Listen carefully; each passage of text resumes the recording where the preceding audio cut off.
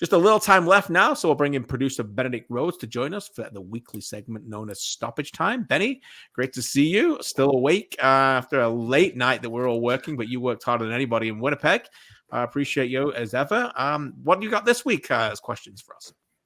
Yes, I had an interesting conversation with Thomas Meyer-Jaguar on Friday about, what is the best CPL team of all time. Like, obviously, I asked him about 2021 Pacific FC, all the great players out on that team, but he mentioned 2021 Forge as well, the only time Forge didn't win a trophy, funnily enough. Yeah. But I just want to know what you guys think. What is the best single-season CPL team of all time, and is there a case to be made that it is 2024 Forge FC? Wow, what a question. Charlie, you got an answer? I love this. Okay, so there's several ways to look at it. There's several ways to look at this. Are we looking at which team performed the best over a regular season? In which case, it's Cavalry in 2019. They were, no team has ever been that dominant, and I think they had 60-something points over 28 games. But I think back to that 2021 Pacific team a lot. I think I spoke about it with Callum Irving fairly recently.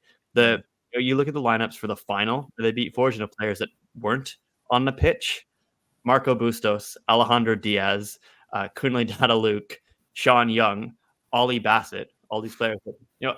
Isaac Bomer was on the bench. He was a character recently in Canadian soccer circles. Yeah, on OneSoccer, but no, on the field they had Aparicio, Hurd, Taryn Campbell, Meyer-Jaguar, Lucas McNaughton, Caden Chung, and Callum Irving. That is an incredible football team of players who have gone on to do very, very good things. Largely not necessarily at Pacific, to be fair, but players that I think have had very, very good careers. And I just think of all the talent that was in that team, and it was a fun team to watch. I think more like that. They're very entertaining.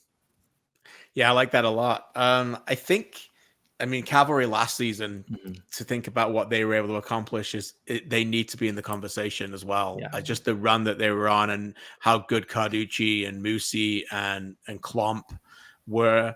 They deserve that conversation. And I think this Forge team will have that conversation. It's just very difficult when you're in it to actually put a bow on it all, right? Like the present's not fully wrapped yet, right? We're still, we're still getting the paper out, and we're still figuring out, what's going to be part of this team and what actually is the package. So I'm going to give a shout for the 2021 Forge team as well, because that team, I still think Daniel Krutzen's probably one of the best, if not the best defender to ever play in the Canadian Premier League. The elegance that they had in that team with Jonsson, Cisse in his full pomp, and we really, we send our wishes to him after he got injured in the game on the weekend, and we don't know the full extent of that, but we send him the wishes. But Booley was in that team as well, and what they had to accomplish in a short season by getting to the semifinals of CONCACAF League, playing the semifinal in Honduras, and then coming back and playing a final 4 days later that they almost won as well. I think they got 50 points in the regular season. As I mentioned, Krutzen and Jonsson and Cisse and Becker. So there was a lot to like about that team as well. And of course, there's still the usual Schwanya and the rest. So I'll throw that one out as well, Benedict. But I don't think we really answered your question, but maybe Charlie did, but I didn't. I think you both answered it admirably. I think 2021 Pacific as well, just on terms of how the roster is built. Incredible. But also, the next year, Ottawa 2022, Ollie Bassett goes to Ottawa, and they win the first CPL Shield, and Balu Tabla's on that team as well. And maybe not the best team, but they had the best season, and Ollie Bassett, of course, had his emergence in the CPL. Yeah, I like that. Last week, we talked about the best newcomer for the CPL, and this week let's do another sort of fictional CPL award and do the best comeback player of the year. Who do you think has had the best year this year? Who maybe in 2023 didn't live up to the expectations, but has bounced back this year? So I was thinking about this one, and I don't know if this is the best time to be naming this player given the last few weeks, but I think it's Brian Wright. It is Brian Wright, yeah. Yeah, it has to be. He had a very tough year last year in his first year at York, and this year leads the team in goals and assists and remains in the Golden Boot hunt. If he hadn't got hurt, he might have been even more, effective in that Golden Boot hunt. So I think that has to be the answer. I'm struggling to think of a lot of. I think it is Brian Wright. The other one I would throw out there is Tristan Borges, who was not himself last year and worked his way out of the starting 11. He was not a starter in the best team last year. It gets forgotten about because of the impact that he made in the final with the Olympico, but he was not part of the best 11 last year. and nowhere near in a conversation for individual awards. And he's winning individual awards, monthly awards now. He's 7 goals, 5 assists. He could be player of the year, certainly in the conversation. So I'd say someone like Borges as well has done a huge amount to turn around his career in 2024.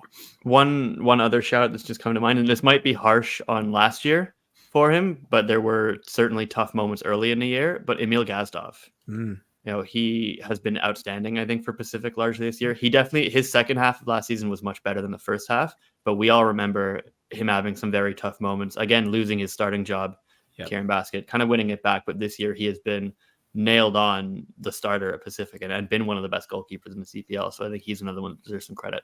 I like that.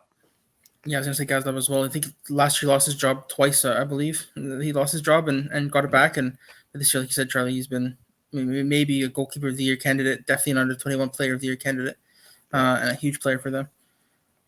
Last question. There's 4 big games. I'll rip the graphic again. Other than Forge and Forge and Valor on Sunday for potential CPL Shield clincher, what do you think is the biggest game this weekend in terms of the impact it could have on both teams' season? Charlie, you want to pick one first? I'll let you go first. I think it has to be Halifax, Vancouver, right? That's the most, to use the cliche, the most 6-point game I think we've got here. If one of those teams wins that game, they're pretty much in pole position to finish 5th, and whichever team loses is in a bit of a hole. So I think that's the one that can definitely shift the tides the most. Yeah, I agree with you. So I'll take, I'll say York versus Atletico Ottawa for one reason. Last year, this team came into York Lions Stadium on the back of a consistent poor run of the same things happening over and over again. And at that time, they weren't in the playoffs, but at that time, it was conceding goals late. At this time, they are in the playoffs, but this time it's conceding goals when they're winning. So they've got to change that trend pretty quickly. I expect a great fan base coming down the highway again. They always travel well with their supporters. It's an enormous game for them to figure out who they are and what they can become. We don't know what Cavalry will do the day before, but by then they may be 3rd. And as alluded to it, Forge may have won a shield. This is now about Ottawa versus Ottawa for the next few weeks for me.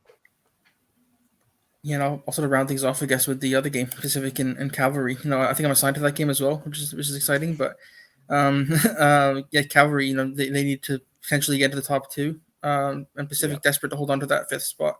They have a chance as well to maybe dictate what happens on Sunday with, Valor playing on Sunday, and depending on what happens on Saturday, that could be a game where Valor could jump over the playoff line. So I think the pressure's on Pacific to perform at home and Cavalry to potentially climb back into the top 2. That's a good point. Pacific have had a game in hand, and they've been playing different schedules, and they've been chasing the tail of some teams, and now they get to play their first chess move this week before others. So that'll be good.